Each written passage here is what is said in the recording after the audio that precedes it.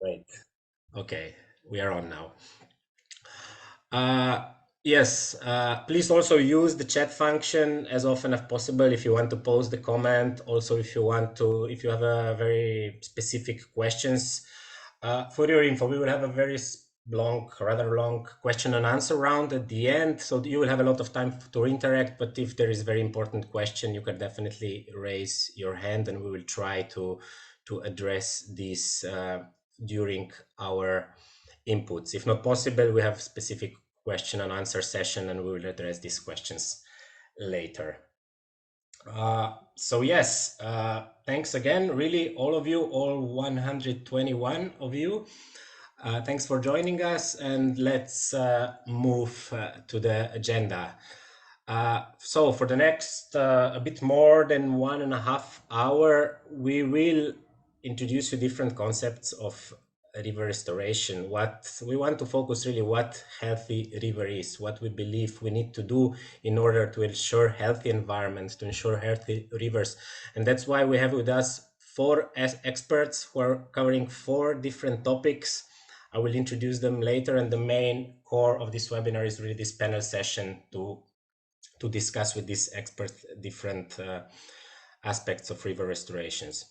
After this, the idea is that we move to separate rooms guided by the experts and focus debates on specific issues a bit more. We will have then a short coffee break just to refresh and fill again our pills, our batteries. And after that, we are back with another round of panel sessions. And as I said, at the end, we will have quite some time for the open floor for your questions and answers and a short survey at the end to receive your feedback.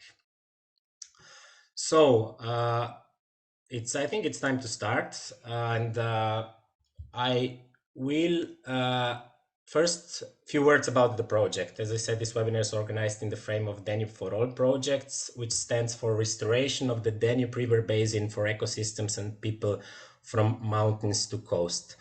And you can see on the screen some numbers, some facts, some maps, but actually I don't want to show you the numbers. I don't want to speak about the facts, but I would invite now Helmut.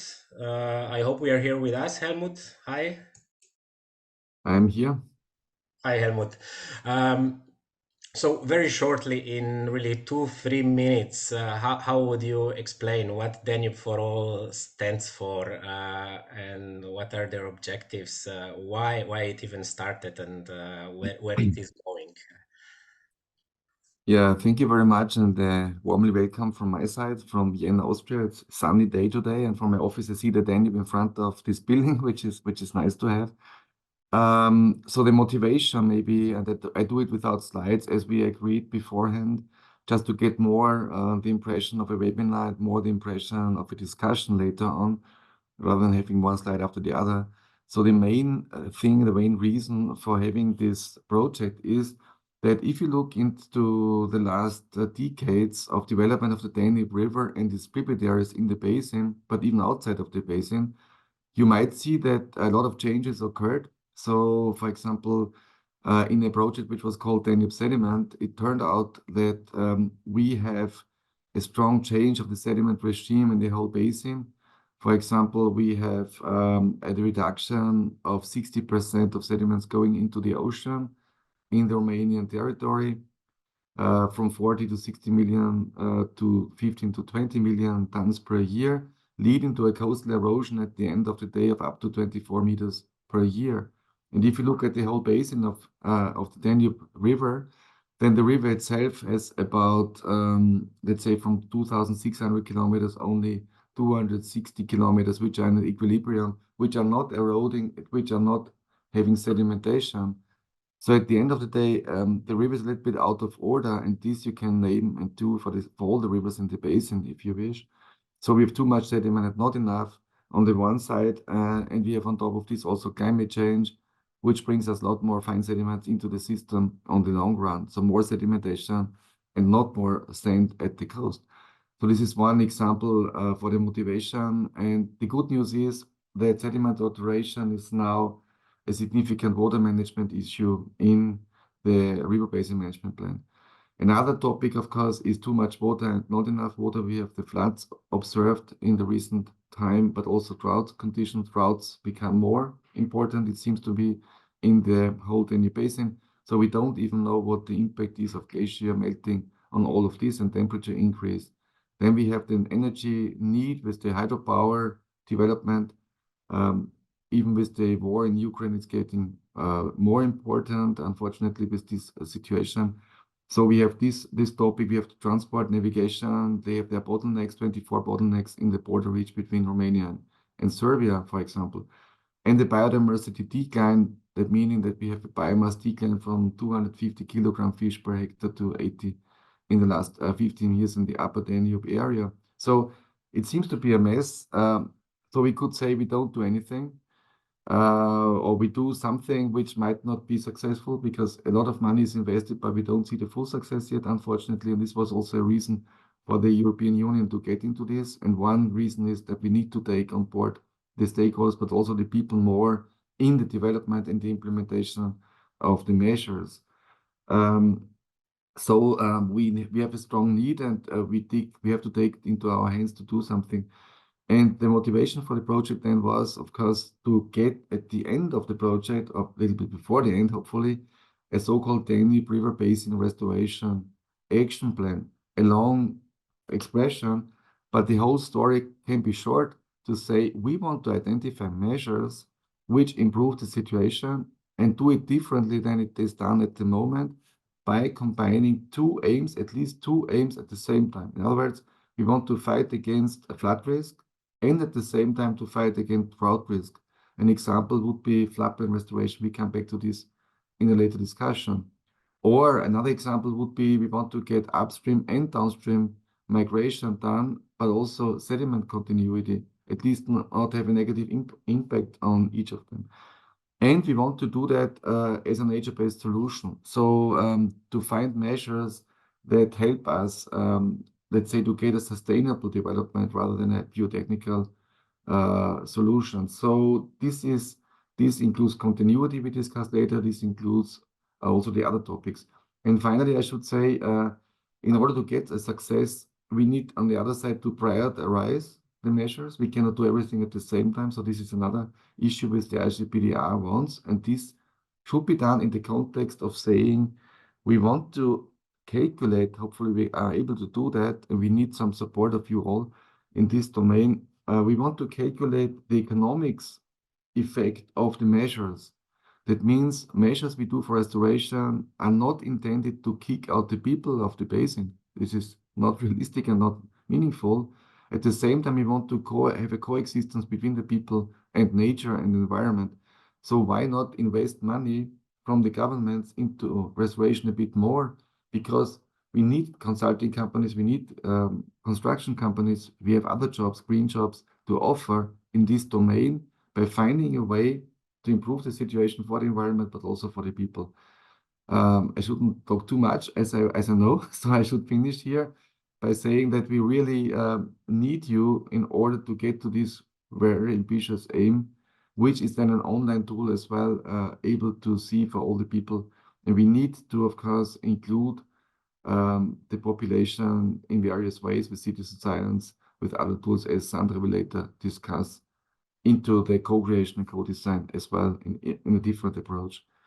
So I really am looking forward to this webinar because it's not only the only one we do, I guess, but it's a starting point to get you on board, to go with us as a certain way, and to give us ideas as well how we should come to this aim. Thank you very much. I give back to Primoz.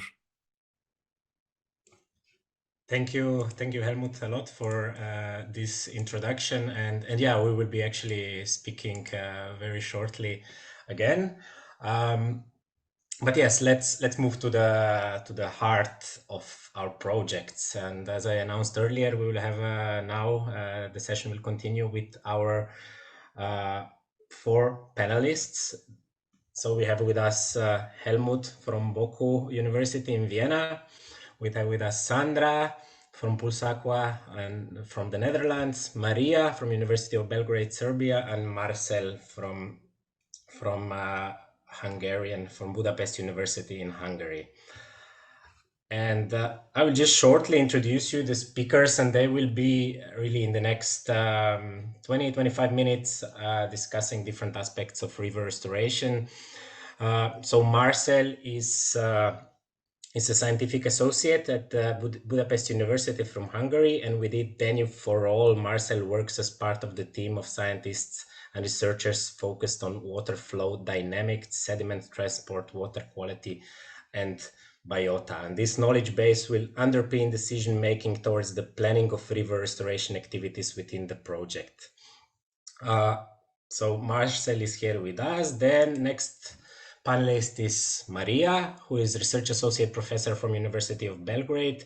And Marija leads a program of work and group of project partners tasked with the collection of data to assess the current status of water ecological quality and aquatic biodiversity. And this work is focused on 3 different restoration or demonstration sites along the Danube. We also have here with us Sandra, who is the founder of citizen science research and consultancy Pulsaqua, which is based in Rotterdam in the Netherlands. And Pulsaqua leads the consortium in the project that are working on citizen science projects. And Sandra is a water management engineer and very experienced in project setup and management, and especially focusing on citizen science research methods and how to connect science to policy and people. Last but not least, Helmut, who we already met. Helmut really has over 25 years of experience in sediment transport, hydropower, river engineering, morphology, restoration, flood risk management, ecohydraulics, navigation, and he's author over 100 scientific journal publication, and it's a regular national, international key speaker, and also organized several relevant conferences, just to mention one on the status and the future of world's largest rivers. So 4 very important, very relevant panelists that are working on the topic of river restoration from different focuses. And in the next minutes, we want to learn a bit more about these aspects.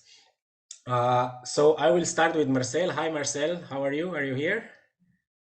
Hello, Primož. Yes, I'm here. Great. Doing good. Nice Thank to you. see you.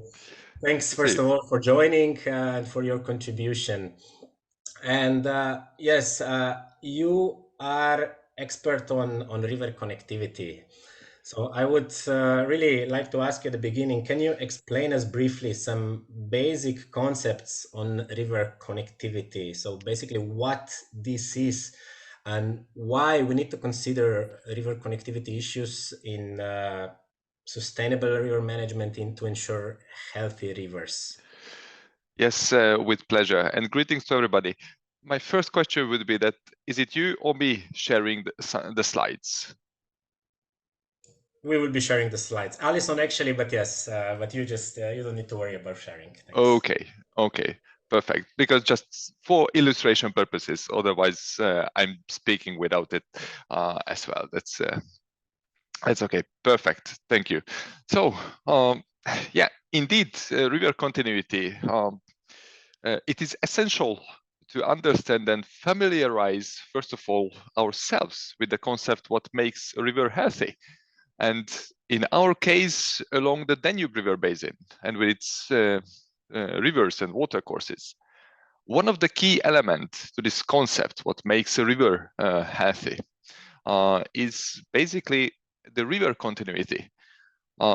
This refers to a degree which water, sediments, aquatic life can move freely along the 3 spatial dimensions of a river. And when there is no or marginal anthropogenic impact to river continuity, we just simply can refer to it as a free-flowing river or free-flowing section, depending on what we are focusing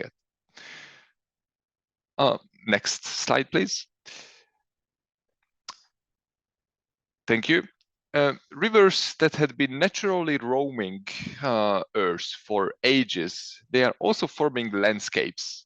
And since the written history of humans, civilizations try to tame the wild rivers to gain land, stabilize its layouts, or just provide fresh water for different uses, basically.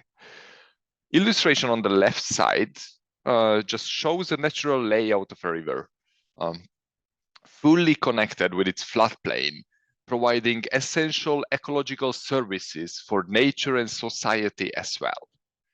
Human activities, like for example, flood protection measures, canalizing river layouts to force them between embankments, while also conquering lands from nature for agriculture, as it's rich in nutrients. So these activities limit the natural movement of rivers that include connection between the main river and its floodplain, illustrated here. Next slide, please. Or the other iconic case, that rivers that are flowing freely from mountains to the coast, while serving also as a highway, not only for rivers, but for sediments, biota, and for instance, fish, invertebrates. Interrupting such systems presented on the right side is also common for humans to either assure freshwater sources for urban areas or agriculture, or to utilize its energy for power production, or to ensure minimal depth for shipping. In either case, when it comes to regulations and man-made barriers in a form of dams, weirs, ramps, seals, or any other kinds, they interrupt the longitudinal connectivity of our freshwaters. Great, Marcel. I'll just interrupt you here with a question. So I guess there are different type of connectivity issues. So what exactly you want to do in the near future? How the project will tackle this in the case of Danube River and tributaries? Yes, thank you. To the next slide, that helps a bit understand that when we are talking about connectivity, we can differentiate between the different types according to dimensions, for example, and according to what aspects we're looking at. So we have, of course, we have the three spatial dimension. Adding the temporal element to it, we have a four-dimensional matrix, for example. Adding that to the different aspects, looking at the flow only, or sediments, biota, physical-chemical elements, they can also limit in some cases connectivity, saturation, oversaturation, pollution, temperature rising or dropping, and so on, and the nutrient flow. Next slide, please. Within the project, we want to identify this matrix, set up this assessment matrix, first of all, to understand what we are talking about. And in most cases, just press one button, please. Perfect, thank you. In most cases, when they are talking, or people talking about, and experts talking about connectivity, they focus mostly on, okay, but fish can move upstream and downstream freely? Do they reach their essential habitats? That's what they are focusing, because they are good indicators. Next to them comes to sediments. But here in the project, and for this purpose, we started our work through this view, focusing on longitudinal connectivity assessment for biota, for fish. Next slide, please. Thank you. Following the ICPDR dataset, and where they evaluate their reports and making their studies, we want to tackle down what are the main longitudinal barriers for the fish across the Danube River basin. This map shows it here. There are roughly 850, the main barriers, longitudinal barriers for fish reported in the mentioned database from ICPDR. Next one, please. In this one, and it is certainly common as well, these barriers are identified and classified whether they are passable for fish or for biota, that there are yes or no, a logical questions, a binary questions. Yes, it's possible, or no, not possible. Within the project, what we want to aim is to achieve a more qualitative classification. Okay, it's possible for fish, but possible for all fish, for all times, or mostly possible, or mostly not possible through the year for the different fish species, or not possible at all. What is the aim here with this part of the study is to rank the different barriers whose improvements can contribute the most to the connectivity across the Danube River basin. And with my last and final slide, thank you. I just want to broaden up that although I was talking, because that part of the work started already last year, and aiming to achieve that relatively soon. It's a 5-year project, and within this 5-year, we are focusing in parallel investigations. Please press 1. To cover multiple aspects, focusing on flow, sediments, biota for longitudinal and lateral dimensions as well. And press 1 more. And 1 more, please. Sorry. Thank you. And to expand that concept, that, okay, what we are focusing within the project, but beyond that, what needs to be done to understand and to analyze what is the status following the different aspects among the different dimensions as well. That's what we try to achieve together with the partners and together with the EcoStat free-flowing river group from the EU as well, by adapting and further using their work in progress method. Thank you. Thank you, Marcell, a lot for to wrapping, I think, this very interesting and complex issue in a bit more than 6 minutes. And I think it's very, very interesting, very valuable. And I and we are definitely looking forward to learn more on the progress of this work. I will already remind now all the participants that after this panel session, we will have a breakout room, so you can learn, you can ask questions, or pose your opinion or different aspects later on in the breakout rooms, and Marcell will be leading one of these breakout rooms. Thanks a lot, Marcell. And so we don't lose too much time, I would move to our next panelist, which is Marija. Hi, Marija. Good morning, and greetings to Belgrade. Hello, everybody. Yeah, good morning, or hello, because already it's not morning anywhere, I think, in the south, or in the Europe, actually. So yeah, Marcell already mentioned a bit fish population and biota, and you are actually expert on the aquatic biodiversity, and you are dealing with fish species. So why fishes are such an important element to understand healthy aquatic biodiversity? So I don't know, why not any other species? What is so important about fishes? And you as an expert, can you tell us something about this? Yeah, well, actually, I would like to remind you about the position of the fish in the trophic chain, let's say, because they're somewhere in the middle. So they might be predators, but they might be also prey. So as that circumstance, fish communities are actually the key element of river ecosystems. And as Marcell already mentioned, regarding the river connectivity, lateral and longitudinal of the fish species, which are species that are moving, are the best bioindicators of that kind of characteristic of the continuity of the river. So related to that, according to the situation and trophic level, we might say that fish will respond to different changes in the environment because they have that sort of sensitivity of range of influences. And for that reason, they are let's say, the best bioindicators of this kind of characteristics that we would like to cover with this project.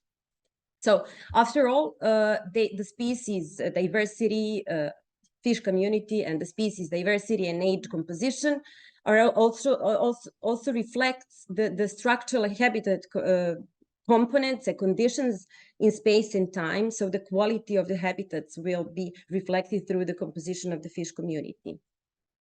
Also, we have to remember that fish are, let's say, compared to other species, aquatic organisms, relatively long life living creatures. So they integrate the chemical, physical, biological influences and history of that habitat in their life. So they can also provide other ecosystem services and functions. And from that reason, they're also very important and quite, let's say, common. And also, I would like to remind you that Water Framework Directive also found and also recognized fish species as a good bioindicators of the water quality, because different species compositions will reflect different water conditions, so the water ecological status and also potential of some water bodies. I would like to share one of the slides that will illustrate actually the position of the fish community. So Primož, can you, yeah. So this is the real good example. So I wanted to illustrate because it's sometimes much easier to understand the situation. So different species will reflect different conditions, and also they will accumulate during the day life circle different contaminants and also toxins, so they can be indicative for the different quality of the water habitat. And after all, as I mentioned already, they are feeding on other invertebrate organisms, but also they will be prey for other trophic chains. So this is the, let's say, the reason why the fish are so important and why we decided that they will be the, let's say, the target species for this biodiversity component in this project. So if you have some additional questions, there are some more slides also that you can share with us. Yeah, so there are different types of illustrations that actually I'm talking about in this point. Great, Marija. Very interesting and very complex also. So how do you actually plan to monitor these indicators in the project? Is there any specific fish species that you will focus on? What will you do in the next few years in the frame of the project? Yeah, well, exactly. We would like to focus on endangered species and also migratory species, because the main point is that longitudinal and lateral connectivity. And also we will tackle the invasive species because they're reflecting also all these characteristics that we would like to cover with this project. So, but again, we would first collect the data available from different projects that summarize and make the assessment of the situation and biodiversity status and water quality on the whole Danube Basin level. And then after that, we will have monitoring, pre and post monitoring activities. The monitoring will be done during the third year, so somewhere in the middle of the project. And basically we will do like usual we will use the usual ecological methodologies, like, you know, using the nets, electrofishing, but we will also include the eDNA, because with eDNA we can cover some rare species, endangered species that are not so common to find in the samples. And also we would like to demonstrate, let's say, new approach and new methodologies that might be not so invasive and also can cover the habitats as well. So hydroacoustics methods and also telemetry methods, because then we are covering also migratory species and these large migrant species of the fish. So yeah, more or less that's it. But we will definitely rely on the assessment of the Water Framework Directive, because that is the main, let's say, document and directive that we would like to follow during this project. Great, thank sorry, you. I have a question, if it's possible. Yes, please, Daniela. Do you hear me? My name is Daniela Dudo. I'm a biologist and I'm working in Water Basin Administration. We are also focused on the Danube aspect regarding the biodiversity. And I have a question regarding the ecotoxicology analysis linked by this project. Is possible to do this kind of analysis in the next future or not?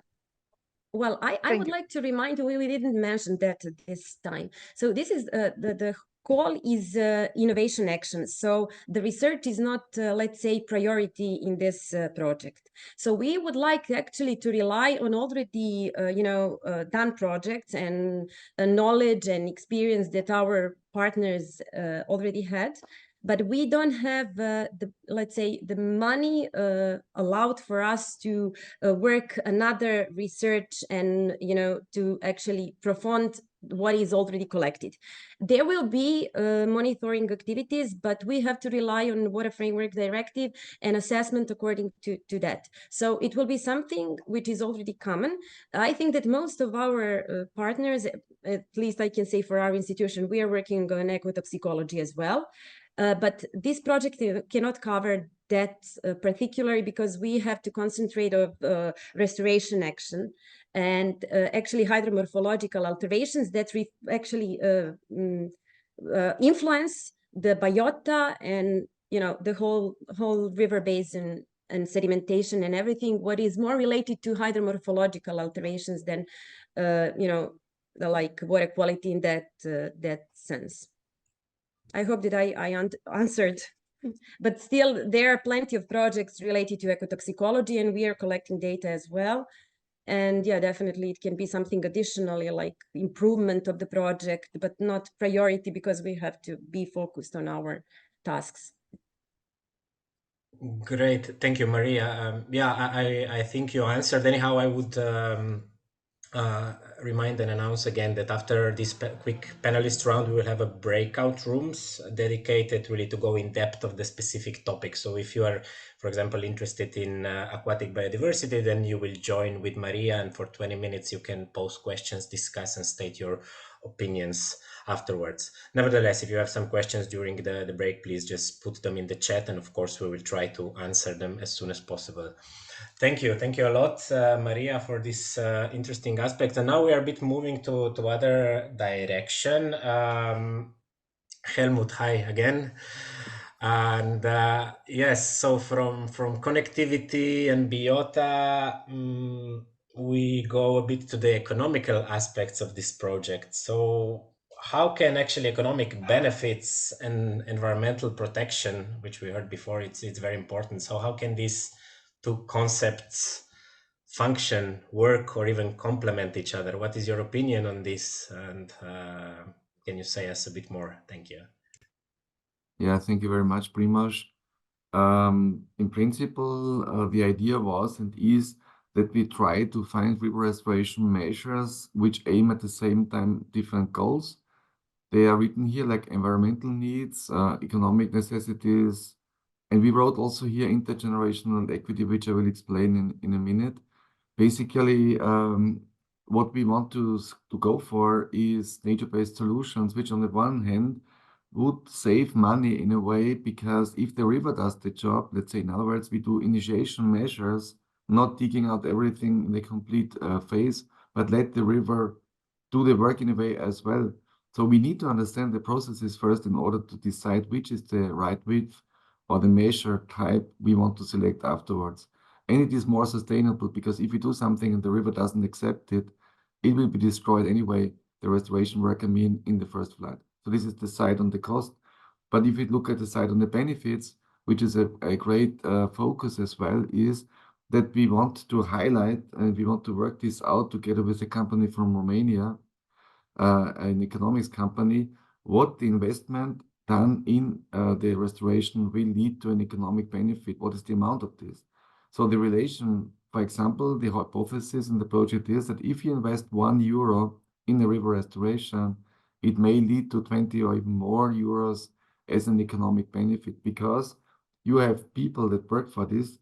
I mentioned it at the beginning. So you have a consulting company, and we do this by looking at the three, let's say, demo sites, especially the one in the upper Danube and the middle Danube, where we put together all this information, how many people are involved, what is the income of these people, and we look into the construction company, what is the cost for the implementation of the measures, but also what are indirect costs and benefits, especially benefits, of course, for people that live on later on restoration. Like if you have a national park in Austria, we have rangers, they profit from this and they are also benefiting from the restoration. But there are also benefits, of course, when you reduce, let's say, the damages done by floods or by droughts as a consequence of the restoration. Or if you improve the navigation conditions, for example, the water depth, which you hopefully can do at the same time with the restoration, then you have also some benefits you can take into the calculation. So even in the European Union, they assume a certain amount of benefit economically. And the major reason for doing this is that we think that the governments in the Danube Basin, if they identify that this is a motor also in the economy, that means restoration is not an enemy, but it helps us to stimulate the economy as well, that we get a boost more or less together with the people that should be involved in terms of the number of restoration projects and the dimension of restoration projects to be done. In other words, why are the governments always investing into roads, into buildings when there's an economic crisis? Why not also go into the restoration? So this is something we would like to highlight. And another topic is the intergeneration equity, which means what we do here is also for the benefit of the next generation. And this is very difficult because if we do a negative thing on the river, maybe after 20, 30 years only, you get then the damage really, let's say, manifested in euros, which then the next generation has to solve. So we do something here. We did a lot, unfortunately, on this planet in our generation. But maybe our kids and grandchildren, they might suffer from this. So why not in the economics calculation, take into account what the cost for the future is? And we want to prioritize measures for which the intergeneration equity is improved, or in other words, for which the burden for the next generation is reduced. In doing this, we can, of course, also improve the green jobs, which is one of the aims of the European Union as well. And of course, to get an overall improvement for the system. Next slide. Thanks, Helmut. Maybe just to interrupt you here. So I think, yeah, that's especially about when it comes to the economic goals and what you mentioned. It's a very important message also to the policymakers. And yeah, I think it's a very important pillar and discussion we are having, and definitely looking forward to see how this investment model can look like. You mentioned before NBS solutions. So my question here is the project is putting a strong focus on the NBS solution, and they will even the plan is to design a concept which is called Win NBS 2. Can you tell us something more about this Win NBS 2 concept that will be designed in the frame of the project? Yeah, that's also important. I really hope that some of you might support us in this topic. So the first thing is nature-based solutions. And this is a big discussion in any restoration project. You see the machines here. And even in a national park, at least in Austria, had a big discussion. Can we allow machines to go into a national park? But we need them on the other side, for example, here to do a riverbank restoration. In other words, to take out the riprap, which was built here in 1860 to 90, in all the inner curves, and also to reform and reshape the groins which are needed to get the water depths for navigation, or also to reconnect side arms, for example. These are all examples, or stopping the riverbed erosion. These are examples that we name nature-based solutions, not because of the machines, obviously, but because we end up with a solution which is more close to nature in a way. It's more sustainable. And the river is allowed as one of the workers, so to say, to do the final job. So this means that we want to work with the river. So we don't shape, for example, the riverbank here with the machines finally, but the next flood will do this job. So we get a sort of side erosion. It cannot be too much because then the ships cannot go, which is always difficult for the Danube River.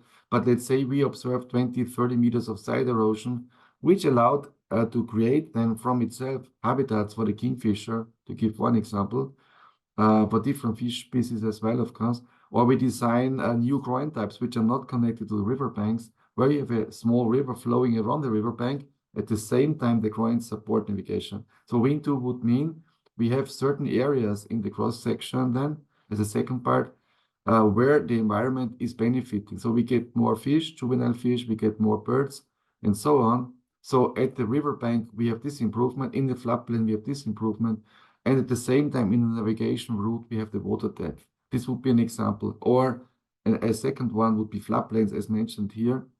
If you now take this with the machines here, this example, and think the floodplain in the back of the machines, then we reconnect side arms and we get more water into our areas.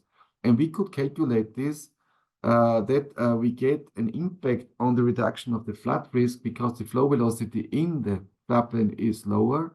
So it is much more time needed for the water to go downstream, and the peak of the water is reduced. For example, in Austria, we had a situation in 2002 that the incoming flood to Vienna was 1,500 cubic meters larger than what left Austria because of the national park and another floodplain. At the same time, we see that if the water stands more and flows slower in the floodplain, we have more chance to recharge the groundwater. So the second win, that for drought conditions, we retain water for dry periods. And the third one, this would be a win-3 solution. We can observe if we reconnect the side arms in the floodplain, we get more reproduction for fish, for certain fish species. So also biodiversity has a gain. So to combine flood risk, drought risk, and biodiversity in one measure, this is what we want to show, to calculate, and to demonstrate and visualize for the, if possible, for the basin. This is a big demand, of course, I know.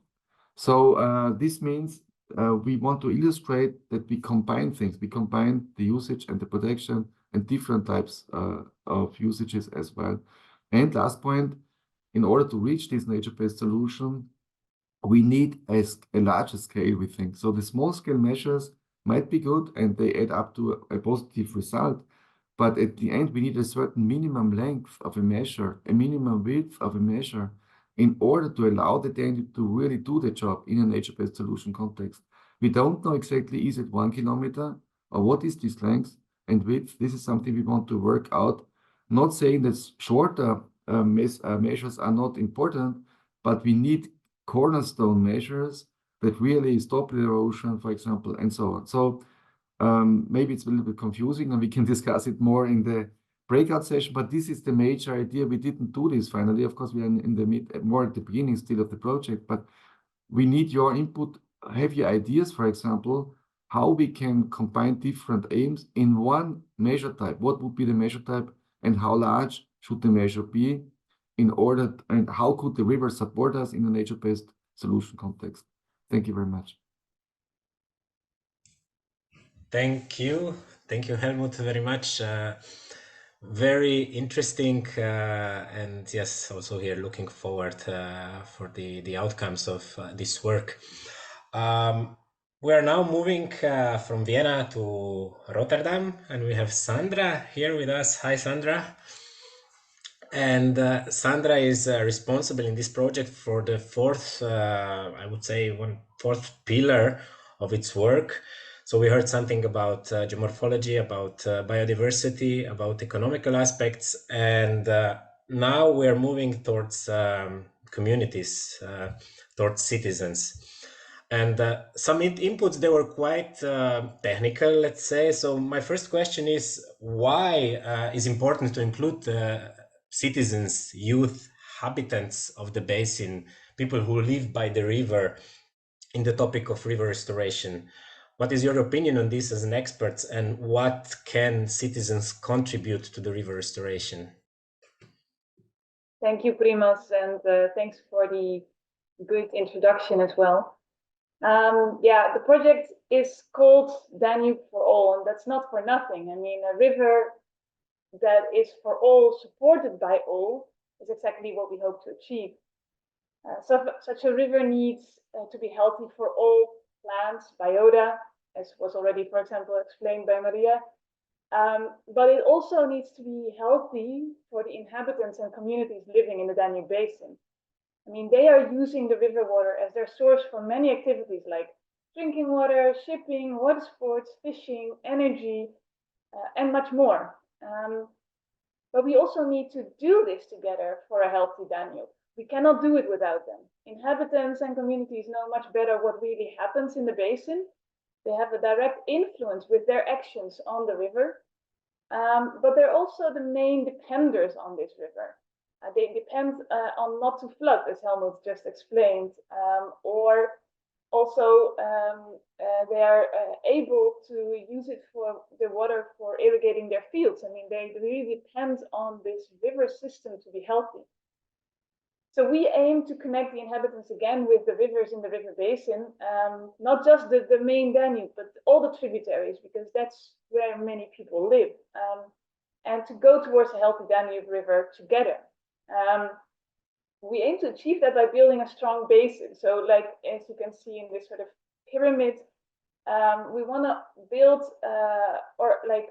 this together with organizations that are already active in the basin, in the river basin of the Danube. They are already active in connecting and educating communities and inhabitants in the basin, and we want to build a sustainable network of people and organizations who can keep working together after this project ends. So we will start there, and from there build up into this pyramid to supply the network with tools to increase awareness and education, to work towards mobilization and water stewardship, and to, how do you say it, link them to the knowledge creation, so the actual technical part, by, for example, linking them to scientists and working together on citizen science. Great, Sandra. Citizen science, and I think it's extremely interesting concept, but I came across this maybe 1 or 2 years ago, first time, so maybe not all our participants are aware of this. So can you tell us a bit more about citizen science, what it is, how it works as a tool to engage citizens in more scientific activities, and also how can be implemented, if you have a few examples of citizen science? Yeah, thanks. Yeah, of course, I am very aware that citizen science is still a new concept. Although it has been practiced for many, many years, already a lot of ecological citizen science has been practiced for maybe decades already, maybe hundreds of years. But what we aim to do is that we should start collaborating with these inhabitants, not just demonstrating or informing them what we're doing, but we should collaborate with them to do it together. And one method to do that and to build new knowledge and learn about ecosystem restoration and healthy rivers is citizen science. There are many different manners of implementation, but the main goal is to actively collaborate and together with like citizens, scientists, and other enablers, create more knowledge concerning topics that are important for society. Like, for example, plastic pollution, where you can increase understanding of the issue by monitoring together how much macro and microplastic can be found. So you can see in these pictures, there's one picture in the left corner up there where I give a workshop with children on how to make their own tool to start sampling microplastics in rivers. It sounds very strange, but you can use a sort of a filter system, and then as you can see in the picture below, you can go on the water and, for example, use a stand-up paddling exercise to collect these samples. And it showcases much better what is happening, both on a scientific level as on an awareness level. So it's both sides very valuable. You can also measure rainfall together to better understand rainfall variability, for example, to improve sewer system designs in cities. So yeah, that's another picture, the weather station and the manual rain gauges. As you can see to the right a little bit more, these children are taking water quality measurements along a canal here in the Netherlands. And this is a Drinkable Rivers citizen science program where water quality measurements are taken to understand the health of the water. Yeah, and of course you need to do that together with scientists, because in the end you're collecting data, you're taking measurements, and these citizens do that with scientists, where they can collaborate to learn more about our environment and solve issues related to, in our case, going towards healthy rivers. The goal for many environmental citizen science projects is to collect more data, more information, as you can see in the final image below there and to the right, where collected data together with citizens shows all rainfall measurements taken. For example, this is then an example in here a city in the Netherlands, where you can see everybody can visit this website. It's visible for everybody, and where the data can be used for analysis and better understanding of these rainfall patterns. To, for example, the influence of it on the city, or the influence of climate change on the city, how it can increase. But if you are interested in how we think of doing this more on citizen science implementation within the Danube Basin, then listen to the podcast we made recently, and you can scan the QR code, but I think then we might put it in the chat as well, the link. So in case anybody's interested, then take your time and have a coffee and listen to this podcast.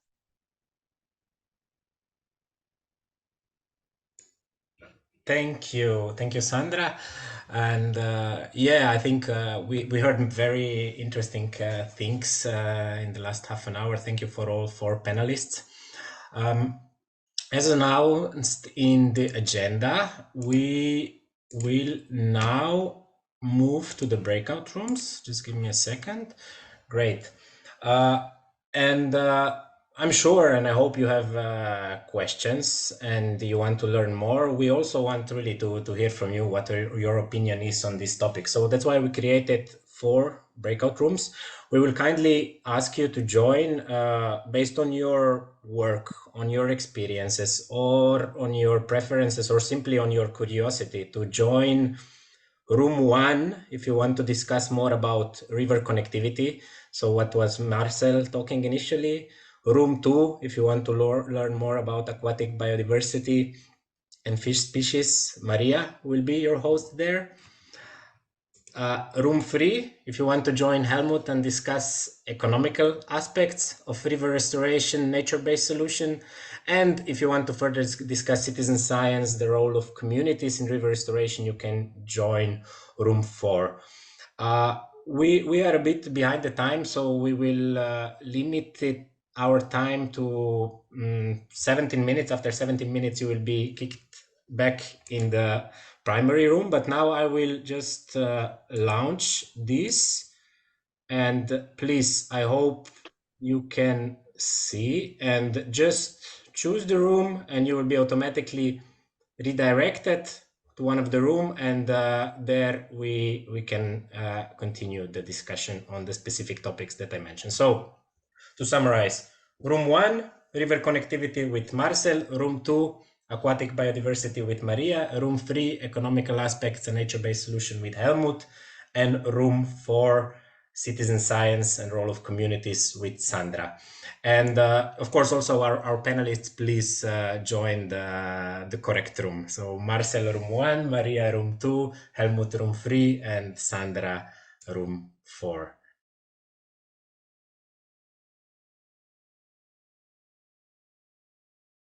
So is everybody back? So I don't know if some discussion are still ongoing in the breakout rooms, or we wait a bit more so the people to come back, or maybe we just lost some people on the way. No problem. Anyhow, we will have now really a 5-minute break just to prepare for the next inputs in the afternoon. That will be followed by discussing a bit what the project will do for the citizens, what kind of activities will be implemented in the next year. I think it's very interesting from you to learn about the concrete activities, concrete steps that will follow. Plus, we will also discuss the main outcome of this project, which is complex integrated river restoration action plan for the Danube River Basin.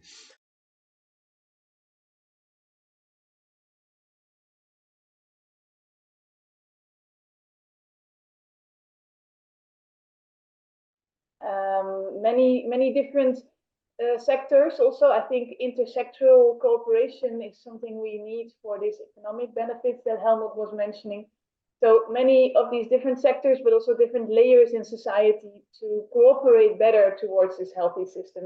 We cannot already expect that we have achieved it, but if we achieve that we are working towards it together, that we are having the same aims and are able to listen and talk to each other.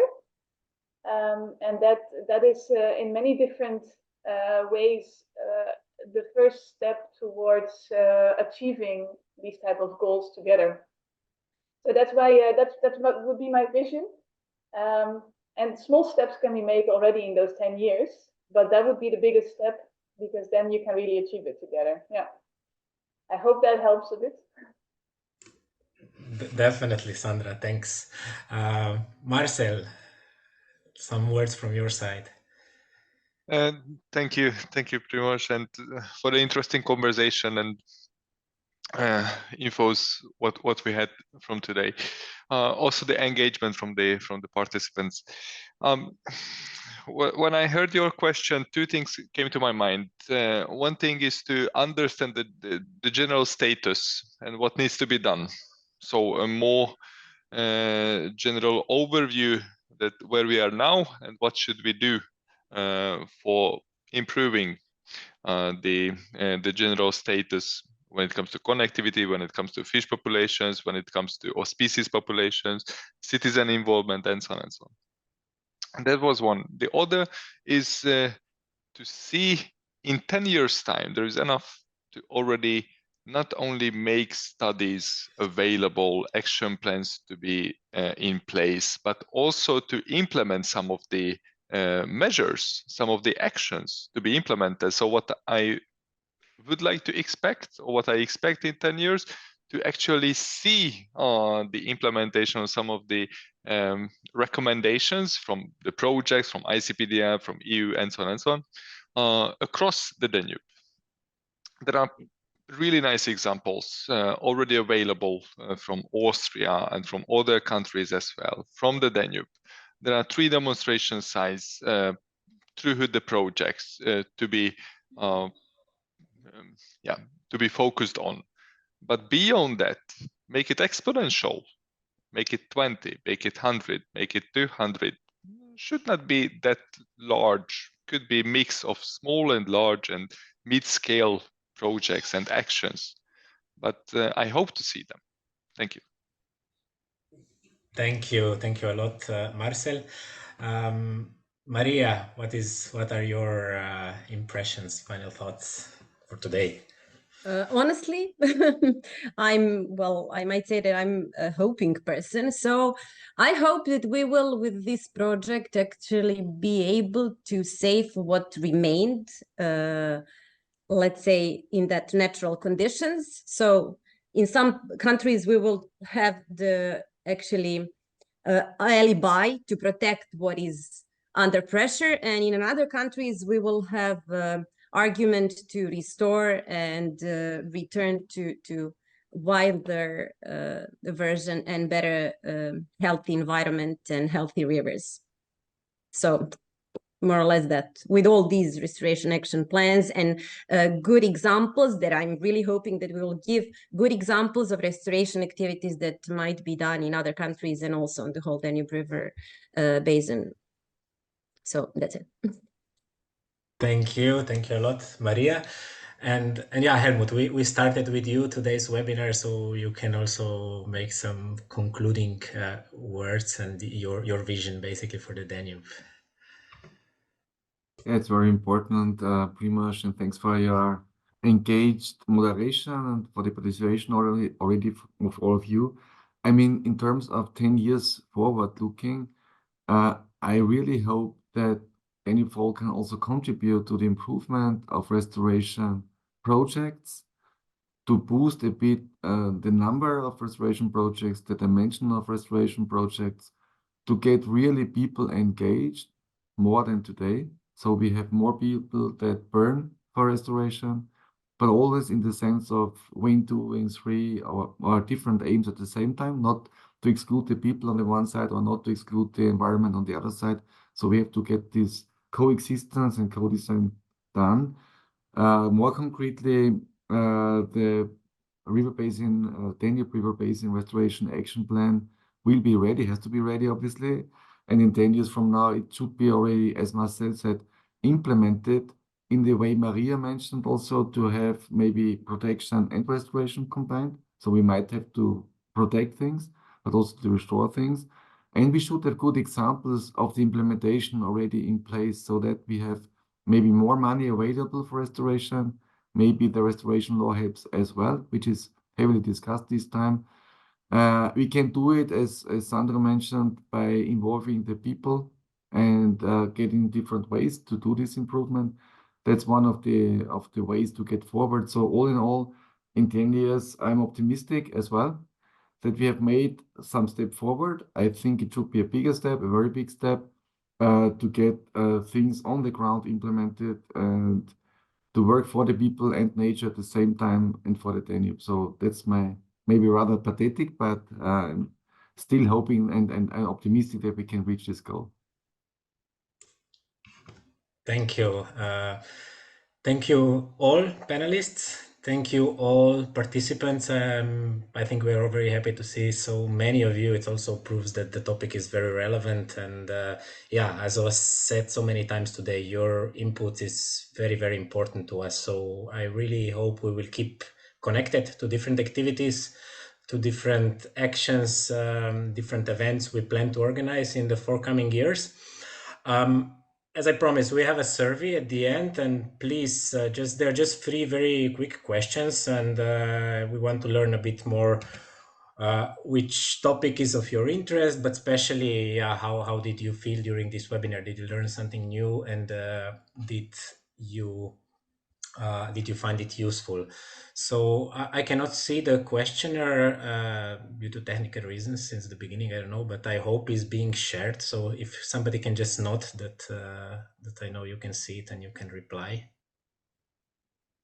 Yeah, if everybody goes down in the screen, there is a graph icon, and if you click on it, you can definitely also see it. Great, thanks, Sandra.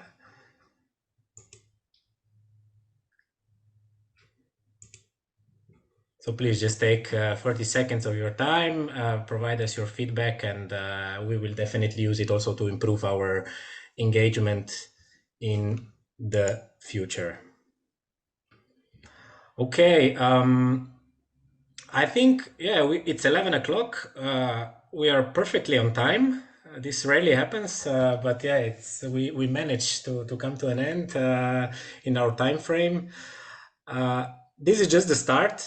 So we finished for today, but really we will have future webinars, future events. Please follow us on our website, follow us on LinkedIn, follow us through our partners, which are actually coming from every Danube countries. Follow us on our demo site, on our synergy site. So there's really a lot of activities that we'll be following, and we are looking to cooperate with you.